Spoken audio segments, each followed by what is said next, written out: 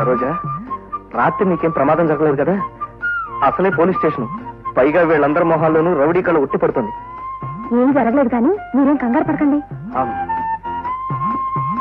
ఏమయ్యా, రాత్రి మీ వాళ్ళు ఎవరినో రమ్మని ఫోన్ చేశావు, ఎవరూ రాలేదేమిటి? వస్తారు సార్, గన్ పాపారావు గారిని, మాలాంటి కుర్రకార మీద జాలి దయా కలిగిన పెద్ద మనిషి, రావాలి. ఆ తర్వాత నేను చూసుకుంటాను. గోపి, ఫోన్ లో నీ మాట విని పరిగెత్తుకుంటూ వచ్చేసానయ్యే. గంట వచ్చాడినా మిమ్మల్ని ఏమైనా కాల్ చేద్దామనా? కర్ణుడికి కవచకొండాల్లాగా ఈయన చేతిలో తుపాకీ ఉంటుంది. ఆ తర్వాత నేను చెప్తాను. ఈ తుపాకీలో ఒక తోట ఉంటుంది, అది పేలిస్తే ఎదుటివాడి తలకాయ డామ్ముని పేలిపోతుంది. అబ్బా, వీలున్నప్పుడు దీని చరిత్ర చెప్తాను. అసలేం జరిగిందో ముందు చెప్పండి. మా ఇంటి వారు సీతాపతి గారు ఉన్నారు కదండి.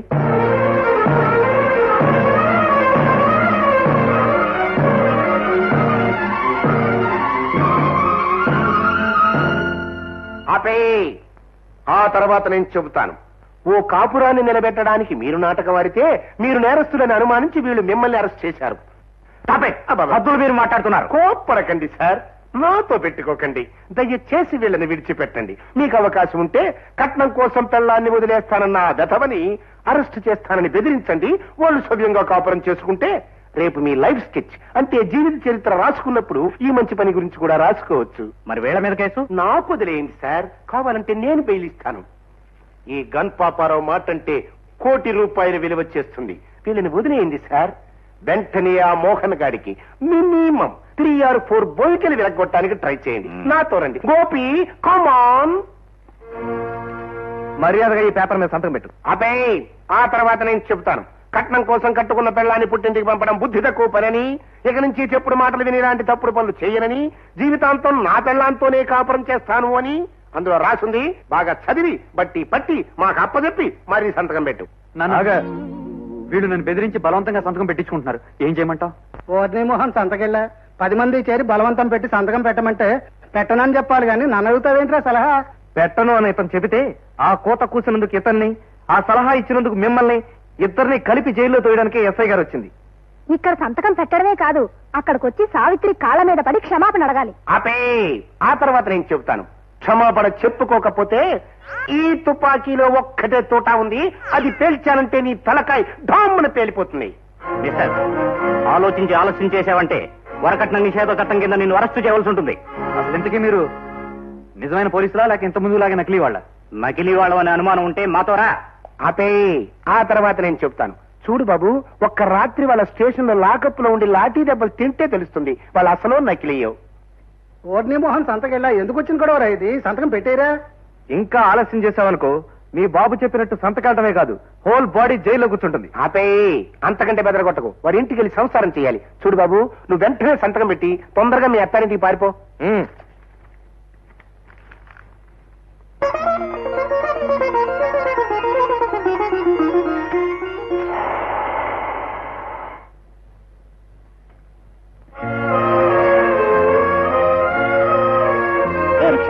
రండమ్మా రండి. ఎక్కడికి వెళ్ళాలమ్మా? నన్ను గోపాలకృష్ణ గారింటికి తీసుకెళ్లాలయ్యా. ఊళ్ళో ఎంతో మంది గోపాలకృష్ణులు ఉంటారు. అడ్రస్ సరిగ్గా చెప్పండమ్మా. శివశంకర్ అగ్రహారం 30వ నెంబర్ ఇల్లు. ఏ అగ్రహారం అమ్మా? చిన్న అగ్రహారమా పెద్ద అగ్రహారమా?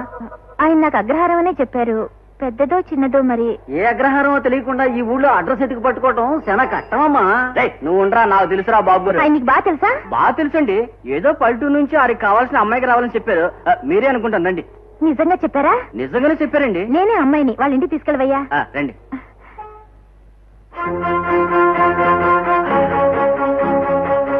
అమ్మాయి గారు, మీరు రిక్షాలో కూకోండి. గోపాలకృష్ణ బాబు గారు లోన్ ఉన్నారో ఏదో చూసి వస్తానండి.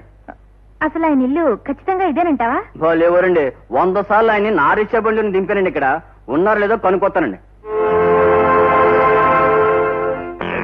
కొత్త పెట్టంటావా? ఎక్కడి నుంచి పట్టుకొచ్చావు ఏంటి? పెట్టలో చెట్టు మించి కొట్టుకొస్తానండి. మీకెందుకండి? ఫ్రెష్ క్యాండిడేట్ ఎన్న ముద్దలాగా ఉంటది. ఓ 1000 రూపాయలు పారండి, లోపల కట్టుకొచ్చేస్తాను. 500 చాలేరా యాదావా? కిందసారి అవుతాను పిచ్చిదాన్ని గొప్ప క్యాండిడేట్ అని అంటగట్టి 1000 రూపాయలు ఇచ్చుకున్నావు. అదేమో అందరినీ ఖర్చు చేసి పారిపోయా.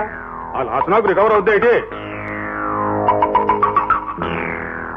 ఇదిగో 500, దాని నాన్న కట్టుకొచ్చాయి. వాళ్ళ మంచి బేరమేనండి. పొద్దు నేను 1000 రూపాయలు ఇస్తారనుకుంటా. అమ్మాయి గారు, గోపాలకృష్ణ గారు బయటికి వెళ్ళారంట, ఇప్పుడే వచ్చేస్తారు. ఆయన బాబాయ్ గారు అన్నారు, తాము లోపల తెచ్చింది.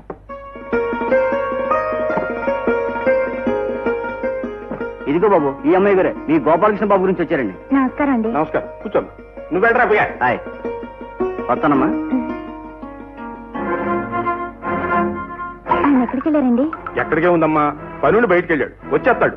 వాళ్ళ పిన్నిని పిలుస్తాను, ఈ లోపు నువ్వు తానం గట్రా చేసి కాసేపు రెస్ట్ తీసుకుందు గాని. అంతలో అబ్బాయి కూడా వస్తాడు. చేయి పార్వతి, పార్వతి. ఏమిటండి? ఈ అమ్మాయి మనకు చాలా కావాల్సిన అమ్మాయి. తానం అది చేశాక కూర్చోబెట్టి విషయాలన్నీ వివరంగా చెప్పు. మహాలక్ష్మిలా ఉన్నావు. రామారా, విషయాలన్నీ చెప్తాను, విందు గాని.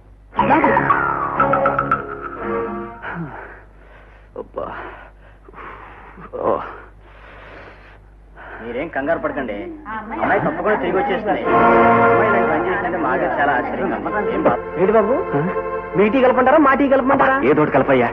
అవును, ఆ ఇంటి దగ్గర అంతమంది జనాలు ఉన్నారు, మన చేస్తి గురించి చర్చించుకుంటున్నారా? అదే అదేం కాదు బాబు, ఆ ఇంటికి వెళ్ళాయన కూతురు లక్ష్మి అని పెళ్లిడికి వచ్చిన పిల్ల రాత్రి నుంచి కనిపించట్లా. రాత్రి నుంచి కనిపించడం లేదా? అందుకే పొద్దున్న నుంచి అంతా కలిసి తెగ గొడవ పడిపోతున్నారు. అంటే లక్ష్మి నా గురించి చూస్తూ చెడిపోయిందనమాట.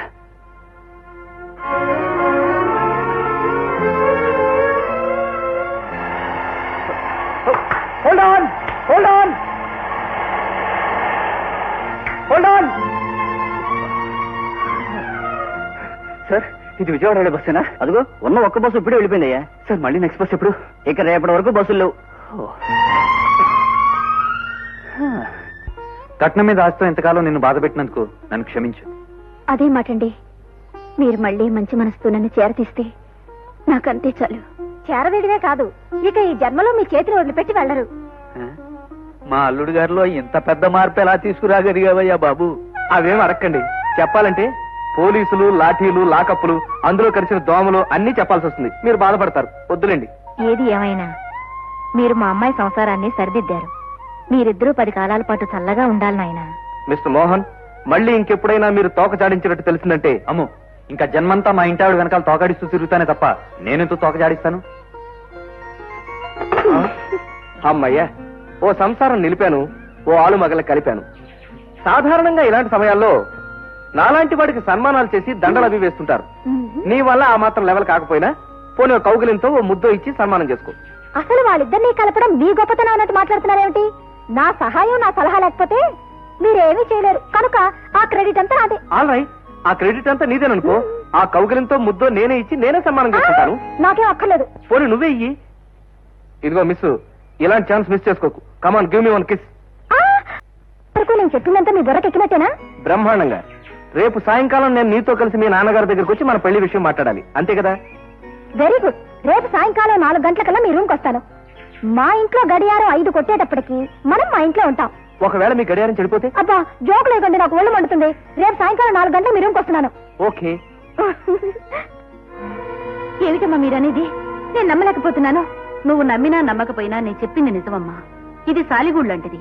ఆ రిక్షా అప్పిగాడు నిన్ను వేరే 500 అమ్మేశాడు. ఇక మీదట నువ్వు కూడా ఈ నీచ బతుకు బ్రతకాల్సిందే. నేను ఇక్కడ ఉండను, ఇక్కడి నుంచి వెళ్ళిపోతాను. అమ్మా లక్ష్మి, ఎక్కడికి వెళ్తానంటున్నావు? ఈ వీరయ్య గుప్పెట్లో చిక్కిన పిట్ట బయటికి ఎగడం అనేదే లేదే.